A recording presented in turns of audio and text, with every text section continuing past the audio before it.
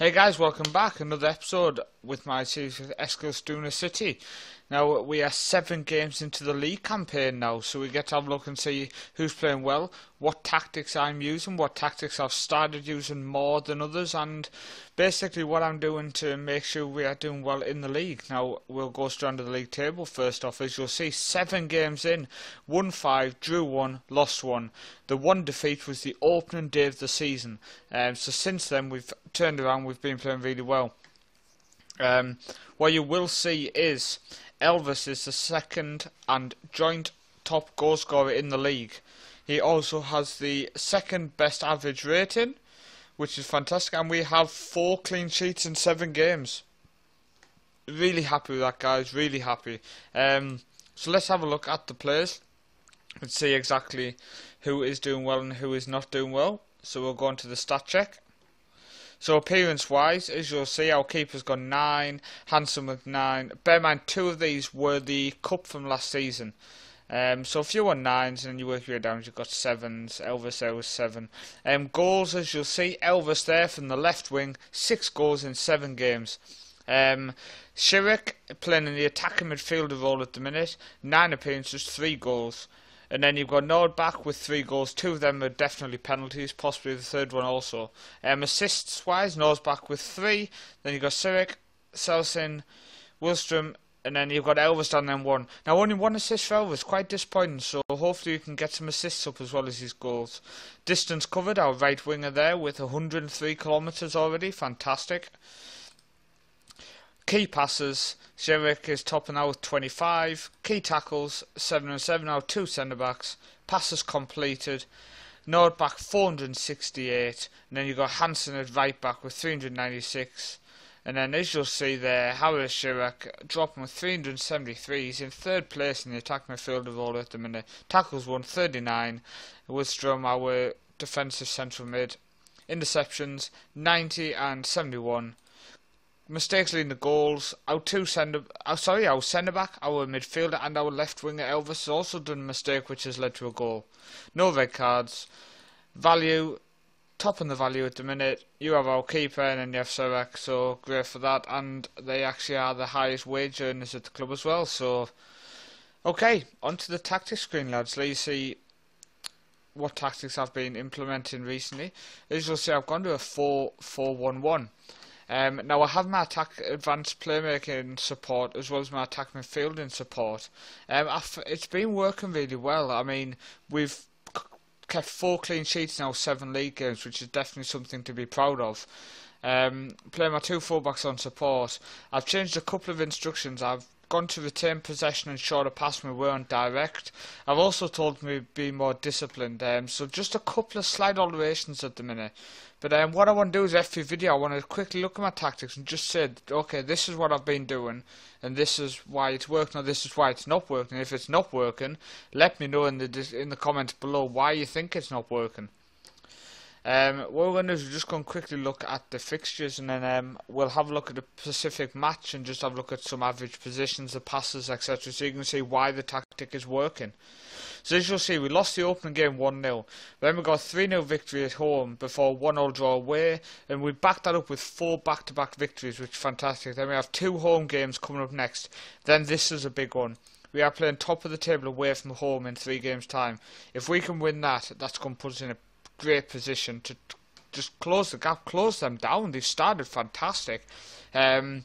If this continues as this is going between myself and them, as you'll see, there's not many fixtures in the league. There's 26 games to be played, so we already at 7. We're already close to the halfway point. I mean, it's definitely going to be an exciting season, a quick running. What we're going to do is we'll pick the 2-0 because it's a solid 2-0 victory, and we'll have a look at the stats. So we'll just let them load up, generating the match report now. So hopefully it looks well. For all I know, it might not look that well in this game because I'm assessing it on passes, on other stats away from the average positions, which I normally preach to people. Check the average positions. I'm trying something different this time. I'm going a lot more in depth on some other certain stats, which I will show you in a second. Okay, so as you'll see, my goalkeeper 82% passing. Most of them are, you'll see, out to the fullbacks all the time. That is a free kick, guaranteed. So is that, and so is that. So I don't know what that attempt was. So as you'll see, my fullbacks there on 83% passing, 76% passing. Definitely something to look into why that's so low. My centre backs 50% and 70%. So quite disappointing, but I have tried to cut this out. You'll see a lot of them are short, but there's been a few which are over the 10 yards, and I'd rather my defenders are passing the ball 10 yards, no more than 10 yards, because that's where mistakes happen and that's where goals are end up conceded. So there's our back four, and then we're going to our midfield 70%. Which, I mean, stuff like this is shocking.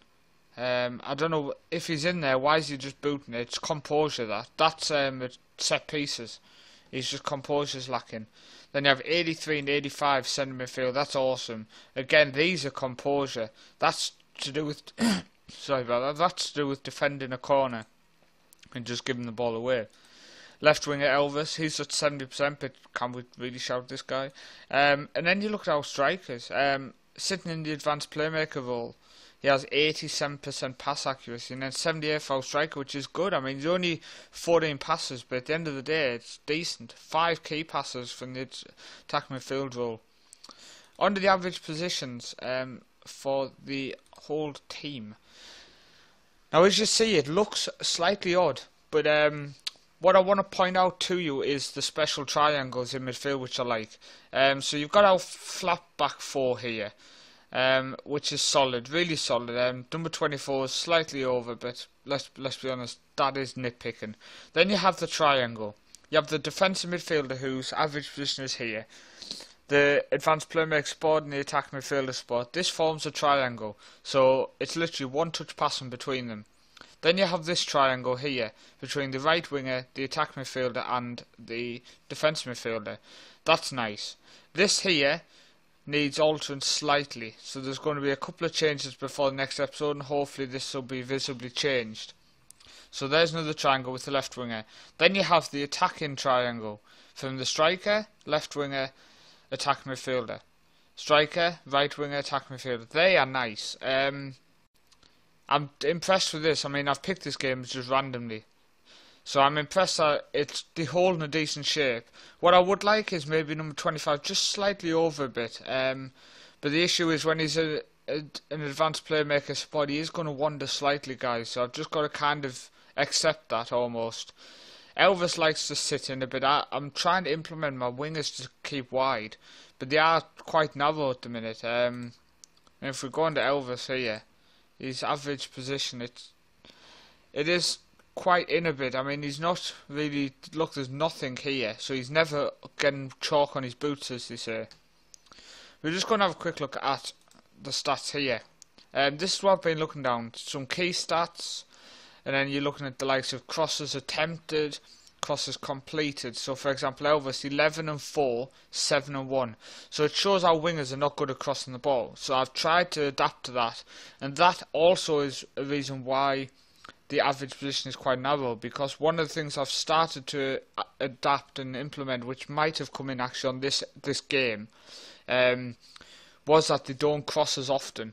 So I'm trying to get them still to distribute it, so getting down the byline and then passing it to maybe the supporting attacking midfielder. But they do seem to cut in a lot, which I'm trying to cut out, but I also don't want them just to be booting the ball into the box. Tackles, as you'll see, 5 and 5, 6 and 6, 4 and 4, 5 and 4. We're good at tackles, really good at tackles. And then I'm literally just spending my time looking through these every single game, distance covered, make sure my players are busting their ass in the games, for example. But yeah, it's just a quick video, just quick looking through, see what I've done so far in the season. Hopefully the next episode I'll have some more stuff which I can show you, which I've tried to implement into the team. Obviously there's not a lot of changes I'm looking to make, because since the opening game of the season we've been on fire. But there's always changes that can be made, so I hope you've enjoyed it, and I will see you next time.